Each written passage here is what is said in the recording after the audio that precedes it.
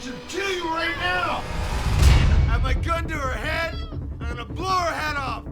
Then you're gonna have to come up and kill me! This was a domestic situation that was going bad, extremely bad. Please? It's a hostage situation. He's about to kill her. This doesn't have to go down this way. We were about to storm the room and take our chances. Charlie, you can't kill her in front of her son. Shut up! My mind is going 1,000,000 miles an hour. How do I stop him from doing this? Adrenaline-fueled manhunts, tactical takedowns, high-stakes games of cat and mouse. Across America, elite teams of FBI agents are on a mission to hunt down the most wanted criminals in the country. Every day, they put their lives at risk to save yours. This is law enforcement to the extreme. This is FBI Takedowns.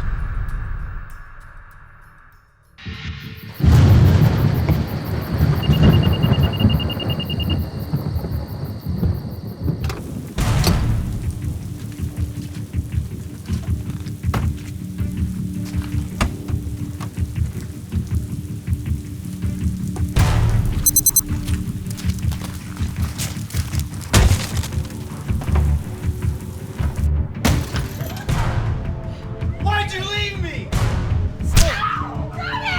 I'm gonna kill you! Go pack some stuff! Are you okay? Leave him alone!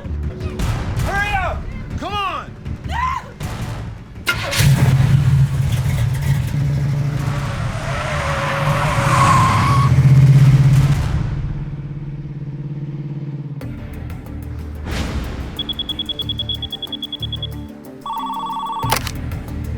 Where's your emergency? That Sunday when I came into work, there was a complaint involving the possible disappearance of Cheryl Hart that was reported by her family. For 2 days, no one has seen 26-year-old Cheryl Hart and her 4-year-old son, Charlie. A fact that scares her family for one clear reason: Cheryl's ex-boyfriend, Charles Leaf. Charlie had just been released from prison. He was well known for his violent behavior and a history of domestic violence. When Cheryl once tried to leave him, she said he raped and threatened to kill her. Now he's fresh out of prison for kidnapping their son, little Charlie. He had taken the child from Cheryl and disappeared for a period of time. Though Cheryl has a restraining order, her family doubts a piece of paper will stop Charlie from getting what he wants.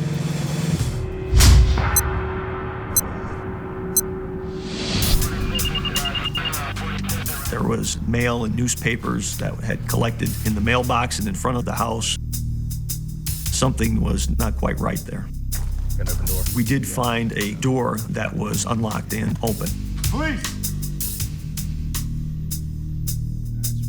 We found one bedroom door that had been forced open, with pieces of the broken door and the lock scattered along the floor. It appeared that it had been kicked open. As I lifted the mattress to find anything concealed, I found a very large kitchen knife directly under the mattress where she would have been sleeping. That indicated, first, that Cheryl was in fear enough for her safety to have to keep such a knife underneath her mattress. Second, she did not have the opportunity to get it out. We found little Charlie's room, but he was missing as well. All signs point to a kidnapping. And if her ex did it, Cheryl and her son are in serious danger. A search for Leaf comes up empty, so police haul in the next best thing: his new girlfriend. She was not forthcoming and had very little information to provide. But when detectives run her car tags, something clicks. I realized I had seen that car just recently.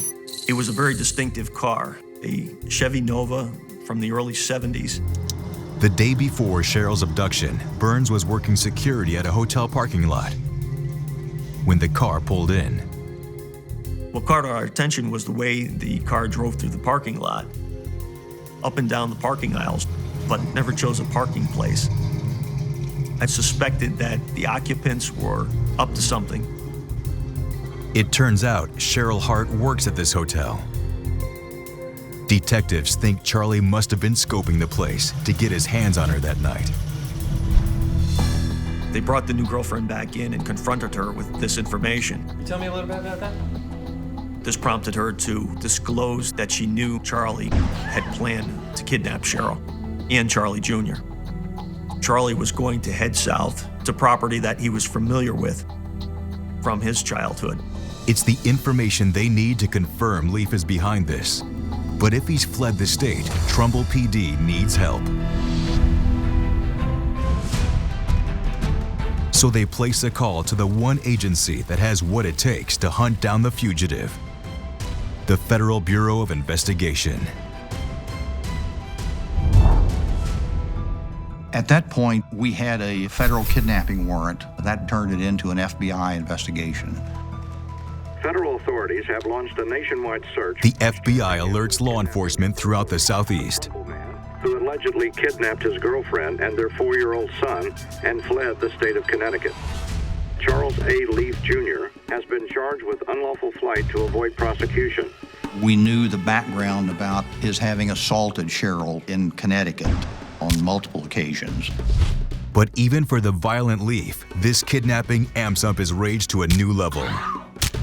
We had a woman who had been very badly abused previously and a child out there that were being held possibly at gunpoint, so we had to do everything we could to try and locate them. Trouble is, Leaf and his two captives could be anywhere.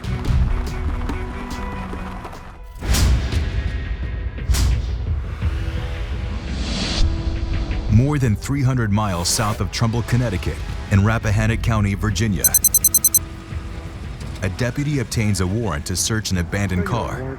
It's on a maroon Chevy Nova. When he does, he learns it's the car the FBI is looking for.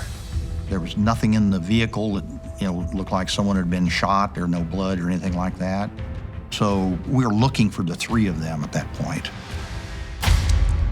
The FBI deploys its SWAT teams from the Washington and Richmond offices. Commanding in the field is Assistant Special Agent in Charge, Virgil Young. When they searched the car, they found probably the key piece of evidence, a receipt showing that Charlie had purchased a carbine and 200 rounds of ammunition. I found a receipt here for a firearm. So we assumed that he was armed. And extremely dangerous. The FBI's Richmond SWAT unit, led by Wayne Waddell, prepares for a firefight.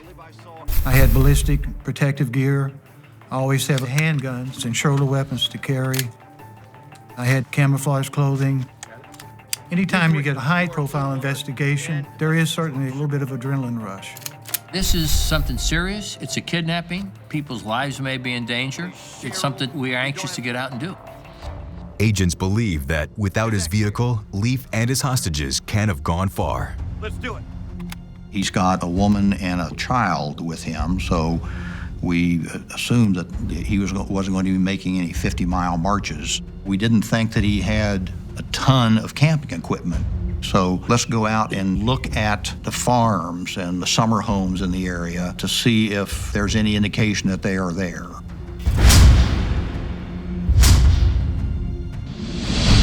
Rappahannock County spans 265 square miles east of the Blue Ridge Mountains. The FBI dispatches helicopters and alerts the press, asking the public for help. But the real burden falls on the agents on the ground. The area that we had to search was huge. Initially, our search was on the buildings in the area, and that's how we set up the sectors for the searches. There are a lot of summer homes and weekend homes that were unoccupied. We would look for any sign of someone having broken in. A door kicked in, or jimmy marks, or windows broken. We saw nothing. After hours of house-to-house searching, the agents finally get a tip.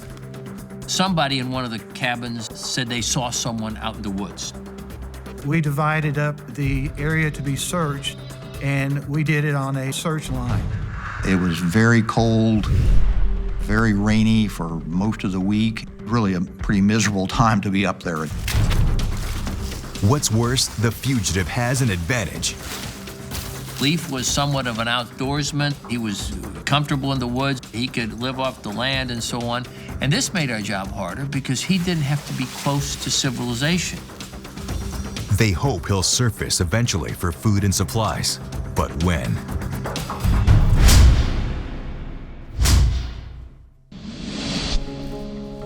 After a couple of days of searching and researching some areas, everybody was pretty disheartened. Many of the search teams are sent home. Special Agent Waddell's unit, including Terry Neist, remains to track Leaf down. Our job was just to start from scratch and try to find him. The biggest challenge is to be alert and having that SWAT team stay focused. An FBI agent's mission is to save lives, a mission jeopardized as precious seconds tick by. Somewhere out in the cold Virginia woods, a violent madman holds captive a terrified woman and her little boy. Without a break soon, their time will run out. FBI and local law enforcement authorities are searching for Charles Anthony Leaf, who is accused of abducting his common-law wife, Cheryl Hart, and 4-year-old son, Charlie Leaf III. Leaf is described as a white male, 6 feet 3 inches tall, weighing 160 pounds. His name is Charles Leaf. The man is armed and dangerous.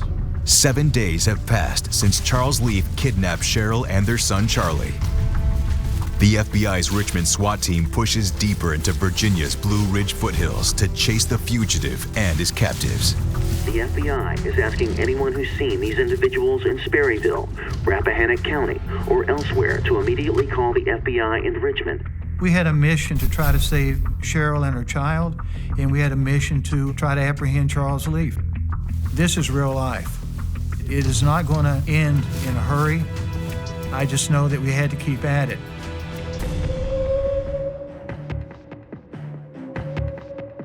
Five days after police found Leaf's getaway car, agents check on a reported burglary in a nearby store. There was milk and orange juice and lunch meats taken.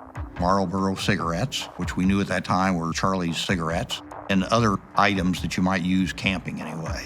So when the storekeeper said, gee, I've had a break-in here, so happens we're looking for someone here in the area there that needs the things that were stolen. We said, he's there. I mean, we know he's there as of 5 hours ago at most. That's when it was, this is serious. We need more manpower down here.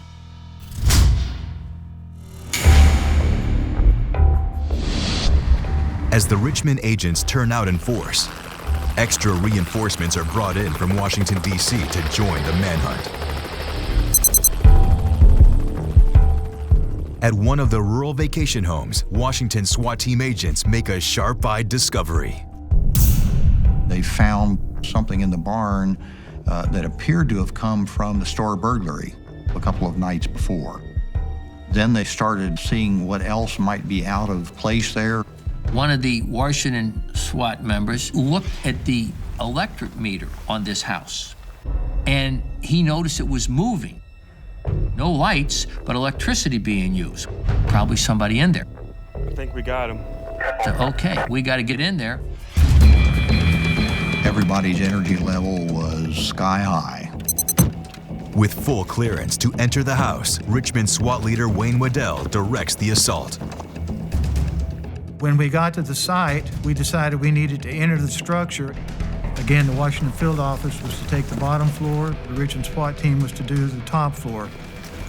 When things like this happen, the adrenaline kicks in and you're not as tired. You're just kind of anxious to do your job and do what you're trained to do and hope it comes out successfully with no one getting hurt.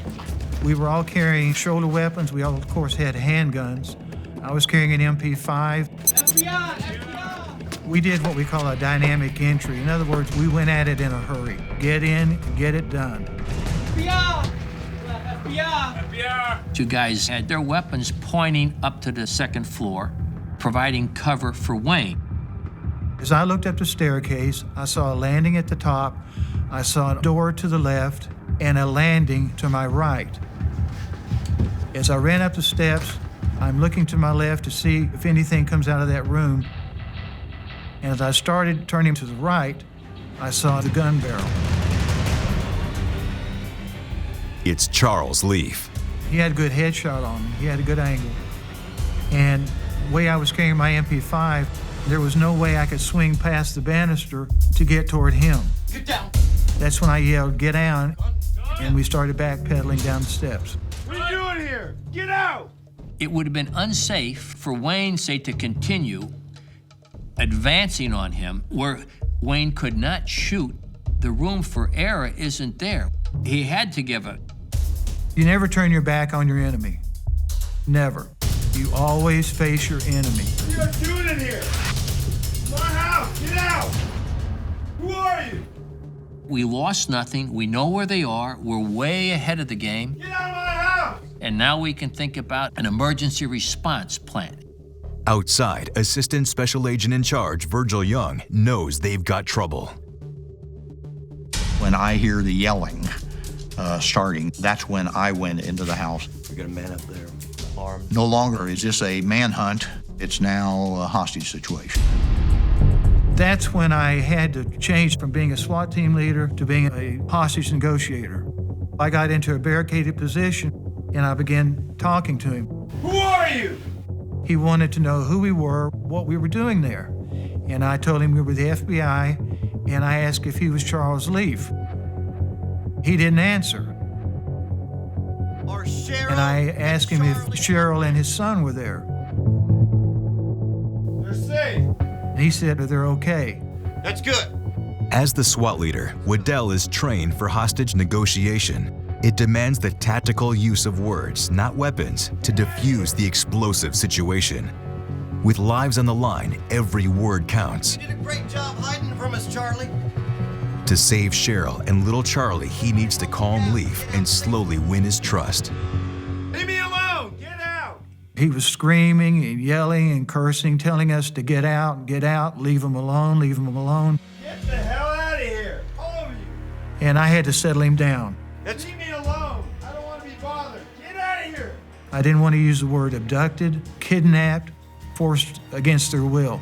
We're here to help you. That's what negotiators do. They stall for time. The idea is to get that person's emotions down so their rationality, their reason can rise. We're just here to help you get out of the house. I'm trying to build up some type of personal resolve in the guy for the guy can feel good about himself. I told him that he'd done a good job hiding from us. I asked him where he had learned his skills. It's like a seesaw. One goes up, the other goes down. So that hopefully, as time goes on, the guy sees there's no way out of this other than surrender. And that's what you're looking for. Come on, Charlie, we can work this out. I was surprised at how quickly Charlie calmed down. I did a good job keeping from you, didn't I? He was not irrational. He was not saying really outrageous things. Still, Agent Waddell can't let his guard down. I kept thinking that he might come around the staircase and start shooting. I had my weapon up, and at least 2 or 3 other team members had their weapons trained on the upper staircase too. Waddell has control of the situation, but he's going to need relief. I know that I've got to get reinforcements in there. We're going to need hostage negotiators from the Special Operations Unit, and we're going to need more SWAT personnel. We want the best that the FBI has to really handle the hostage situation.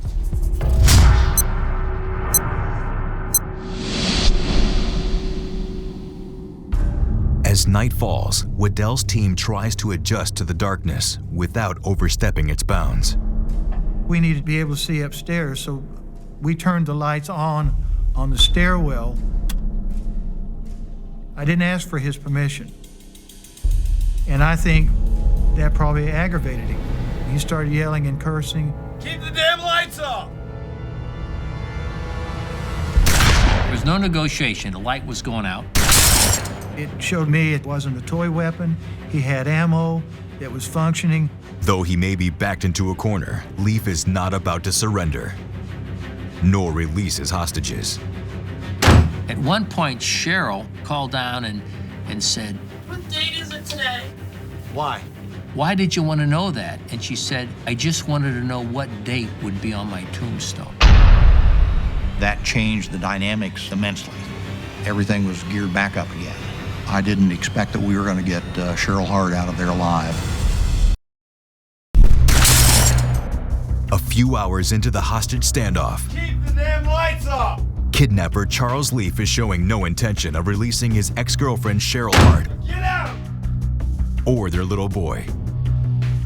And though the FBI has reinforcements on the way, everyone fears they'll come too late.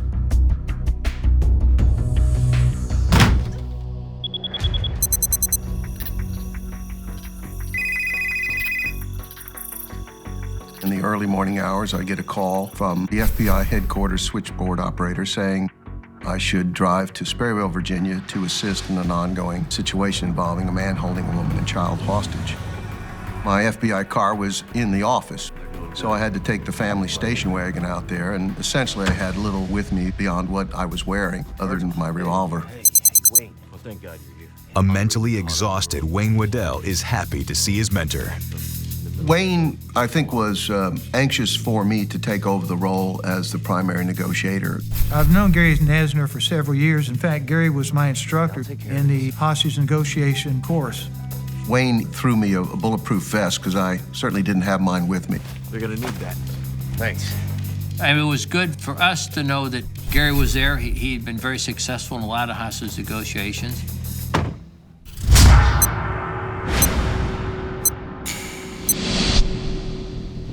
For 10 grueling hours, Agent Waddell kept Charles Leaf in check. Hey, Charlie. My name's Gary. I'm with the FBI. Now Nesner will call on every bit of his 8+ years experience as a hostage negotiator to free Cheryl and her son. There were 3 or 4 tactical agents from the SWAT team standing there. We used to have a very interesting law enforcement sort of butt our heads and make fun of each other. You're the knuckle draggers, and they would call the negotiator the interior decorator. But most importantly, they were keeping me safe. My little 5-shot revolver really wasn't going to give me much protection. Charlie, we're here to help you. But I wanted to start off gently, downplaying what had happened, the kidnapping and the abduction and so forth. No one had been hurt yet. We want to work things out, okay? Is there anything we can do or get for you? There had been a request by Leaf earlier for the clothing, which was in the dryer in the basement, and it was denied at that time. Yeah, you can get our clothes, man. Leaf had broken into the house to give Cheryl and little Charlie a chance to get warm and wash up. Terry, grab me those clothes, that laundry bag over there. Agent Nesner breaks a cardinal rule of hostage negotiation. The prevailing thought was you don't give someone something unless you get something back. And that's a good principle in a bargaining interaction. However, this was not bargaining. Charlie wasn't there to trade clothes for a hostage. This was an emotional situation, and it was important we demonstrate that we were there to help him and try to resolve this peacefully. I tossed the clothes upstairs, and that's the first time I saw Cheryl. She looked extremely stressed, a bit disheveled, very frightened. It's a small gesture, but it takes baby steps to get the big results. The key is to get Charlie talking. Charlie, I want to help you, okay?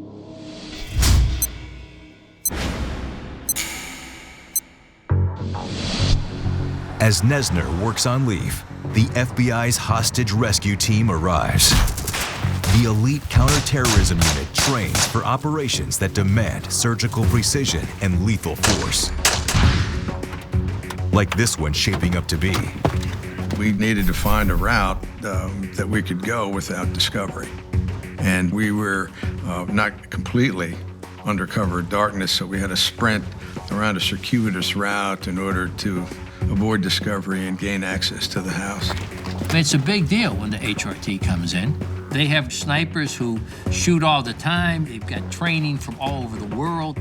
Amongst the HRT guys that came into the house was Jay Mulholland, who I had worked with in the Washington field office and knew him very well. HRT's here now. We had enough agents to cover the perimeter with our sniper teams and to relieve the Richmond SWAT team inside the house. HRT is trained to play nice with negotiators, but if things go south, Mulholland's team has the authority to override Nesner and seize the hostages by lethal force. We could respond in an emergency fashion if need be, but we always take the lead of the negotiators and let them start things off. So far, Nesner hasn't had much success. Hey, Charlie, you like the woods? But after nearly an hour, he finally connects with Charlie. Yeah, I love the woods. I had a 4-year-old son who was little Charlie's exact age, and we did compare notes on the antics of a 4-year-old that took us away from the drama at the scene. Don't you want to teach little Charlie how to survive out there? Yeah, I always hoped to take Charlie out camping and go doing some hunting. At the early stages of the negotiation, I was very hopeful. In fact, I remember commenting to someone about that. That would be great. And later discovering how wrong I was.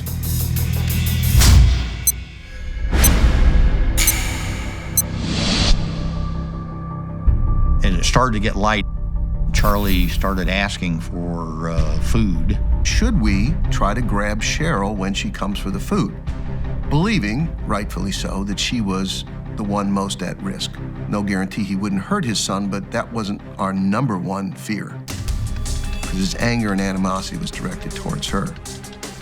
There was a discussion. We were fearful that if we tried to grab her and failed, everything we had built would be for naught. She would have fought tooth and nail to get back to her son. So the best thing we could do was to hold the sign out that I wrote. I'm gonna put it right here on the stairs.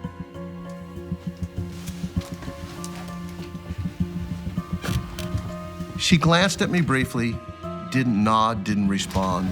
She was still petrified, absolutely frightened to death. Hey, Charlie. I felt now it was the time to press him to put his weapon down, come down with his family. So I broached the subject. We let you sleep. We sent you the clothes. We brought you some food. So how about you bring your family down now? Charlie's response was, I'm gonna tell you how this is gonna go down.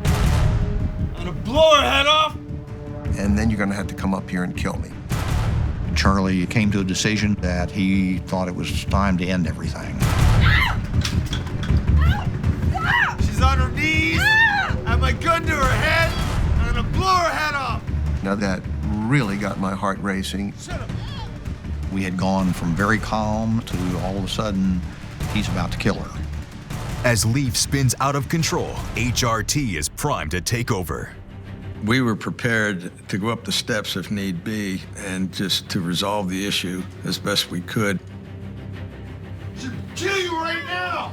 I had this bleak visual. And our guys going up, getting in a terrible shootout, harming the child mistakenly. We thought we were going up. It was coming close. My mind is going 1,000,000 miles an hour. Blow your head off. How do I stop him from doing this?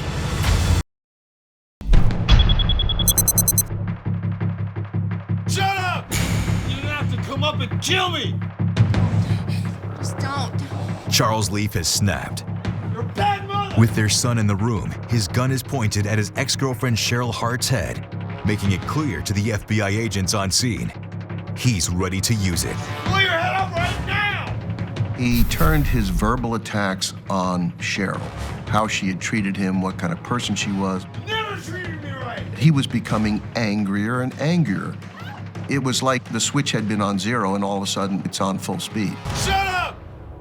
When he said, I'm gonna kill her, I expected a shot to ring out. Leaf was determined to do something. We felt like just one report from a weapon and we had to go. I was really churning my brain cells to try to come up with a way to counter this. It doesn't have to go down this way. This is not this serious. We can work this out. You don't want to hurt her in front of your son. This will traumatize him. On and on and on. Now, hostage rescue team guys who were surrounding the stairway literally began to move me out of the way because they had come to the conclusion that shots were going to be fired and they were going to have to go up the stairs to try to save the little boy. We don't want to hurt We were you. about to conduct an emergency assault up the rickety stairway. It was one of the most nervous times of my career, and we're just waiting for the shot to go off. Clearly, we were all waiting for the shot. Finally, I played what I guess is my final card. Is there anything we can do or say to stop you from doing this? Can you get us out of here? I want to use that chopper. This was an epiphany. I had no idea you wanted to leave the house. Let me talk to my boss about that. Let me try to work on that. Can you promise me you won't hurt Cheryl? Can you give me that promise? He didn't give me that promise, but he said, hurry up. How's it going in there? Negotiators are not trained to find tactical solutions. But Nesner is out of time. When Gary said, we might be able to do that, Charlie, I said, you said what? I didn't even know there was a helicopter in the field. An FBI helicopter had delivered agents the day before. Gary believes it's their only way out. No way. Absolutely not. You don't turn someone loose, particularly in a helicopter with one of our pilots in it. Look, I know it sounds crazy. I told him, Virgil, he will kill Cheryl, and I don't think I can stop it. Okay, I understand, so let's figure this out. How do we use this? I recommend that we prepare an open-air assault. An open-air assault means one thing: lure Leaf out to the chopper where HRT snipers can take him down. So then we start working on a plan. First, we had to agree on how we might execute this plan, both from the assault and sniper level. Once we came up with the plan, we had to make sure that there were snipers in place that would be able to cover them as soon as they came out of the house. 4 sniper teams need to find positions within 100 yards of the house. The biggest challenge for the mission's lead sniper is moving everyone in without Leaf noticing. Moving into position during daylight can be a little more difficult than when you have the benefit of night to conceal your movement. I'm confident that one of them will be able to get a shot before they get to the helicopter. As the snipers move into place, Nesner distracts Leaf with the good news. We got the chopper for you, man. I said, Charlie, have you ever been in a helicopter before? It's a beautiful sight. You get to see the Blue Ridge Mountains. The purpose being to get him thinking and visualizing that this was really going to happen. One of the things that Charlie wanted before we proceeded was to get the personal effects that he and Cheryl and little Charlie had from a lean-to they had built in the mountains, not far away. Here we go, guys. Finding these items was heartbreaking. That is a sad, heartbreaking scene for a child to have to reside in. The hide was actually no bigger than a pup tent. Here's a guy, he's threatening to kill these people, but he wants his son's toys and Easter Bunny. It was kind of eerie.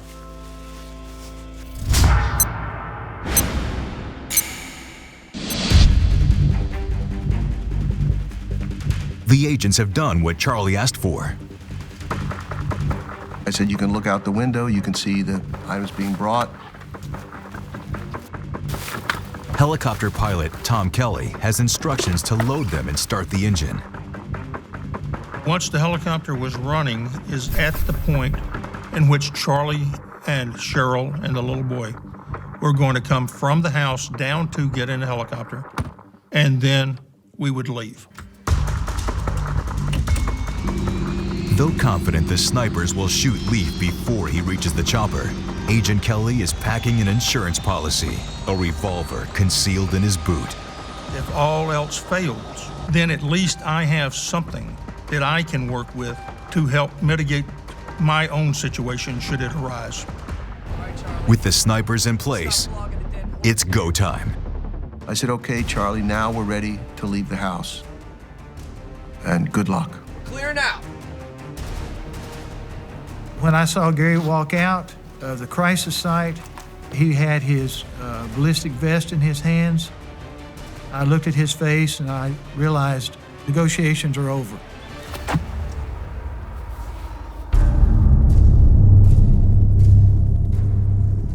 We'd done everything that we could at that point to take care of every contingency we could. It was going to happen, and there wasn't anything that we can do to change it at that point. All we could do is watch. Primed with a .308 caliber rifle and a high-powered scope, each sniper covers a narrow field of fire between the house and the helicopter. The sniper teams had to be very aware of where everyone else on the tactical team was located. Since the three of these individuals were moving from one location to another, it's absolutely critical to be aware of where others are located so you don't end up in a crossfire situation. It requires muscle control, breath control, and very committed focus. And a clear mind cannot be thinking about anything other than the task at hand. Most importantly, the sniper's lethal shot must kill instantly, terminating all motor control. If they're holding a weapon on a hostage, that involves taking a shot that would be so detrimental to the brain that there would be limited opportunity for reflex action. Meaning a headshot. Each sniper has a green light to take a shot, if he has it.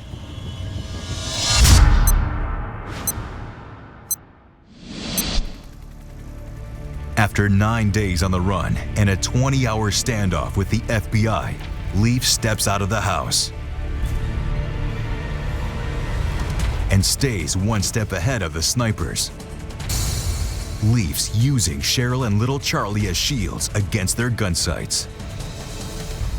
Started hearing the first sniper that they went through his sector. No shot. I don't have a shot. No shot, no shot. They kept going. Yeah, no shot. No shot. I don't have a shot. I don't have a shot. I don't have a shot. I've got no shot. I've got no shot. No shot, no shot. After a 20-hour standoff with the FBI, Charles Leaf plays his last card. By shielding himself with Cheryl and little Charlie, he spoils any opening a sniper might have to take him down before he reaches the helicopter. Charlie Jr. was on his dad's shoulders. Cheryl was walking in front of them. He had a sawed-off rifle in one hand. Charlie was tied around his back, and his head was very close to Leaf's. I was not willing to take a shot at that time. No shot. No shot. I've got no shot. I was hearing various snipers report in. I have no shot. I have no shot. No shot. I'm a little bit nervous at that point. If they get to the helicopter, it's game over. Their fugitive will escape with 2 hostages and possibly gain another, the pilot, Tom Kelly. I pretty much knew at that point that they were probably going to make it to the helicopter.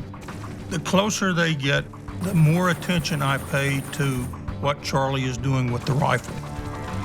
The FBI has a contingency plan for just this situation. I'm looking directly at Cheryl. As soon as she is just under the tips of the rotor system, I just keyed the radio and said, "I'm gone," and went straight up in the air vertically.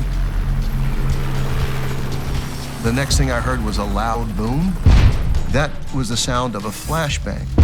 The diversion throws them off balance. Charlie went down on one knee. He crouched, and his wife was in front of him. I saw daylight between Leaf's head and his son's head. I took the shot. Charles went down. All 3 of them went down. I wasn't sure if Charlie had been shot or one of the others. I didn't know. My heart kind of stopped beating, and I held my breath.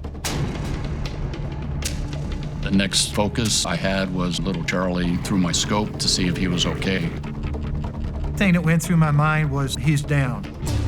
My initial thought was, oh my God, we've killed the little boy. I see Leaf on his back with little Charlie under him and 4 legs and none of them moving. It was kind of a sickening feeling. Did something go wrong? And then little Charlie squirms out from underneath. That was one of the greatest joys, to see little Charlie get up. I saw Terry Neese scoop up the boy. And Cheryl was running away from the scene, and I ran as hard as I could towards her. I didn't know if she was armed. I grabbed her, handcuffed her. You never know which way the victim, the spouse, which way they're going to go if something happens. That's why I cuffed Cheryl. And she said, he can't kill me no more. He can't kill me no more. I just remember talking to God and letting him know whatever happened, I was okay with. And I just waited for a bullet to go through my head. And then I heard some bangs. Then Charlie lying on the ground with my son underneath him. The little boy was shaking. He was absolutely petrified. We're gonna get you, okay? We're gonna get you in a safe place. I said, little Charlie, this is Gary. You're gonna be okay. Your mom's fine.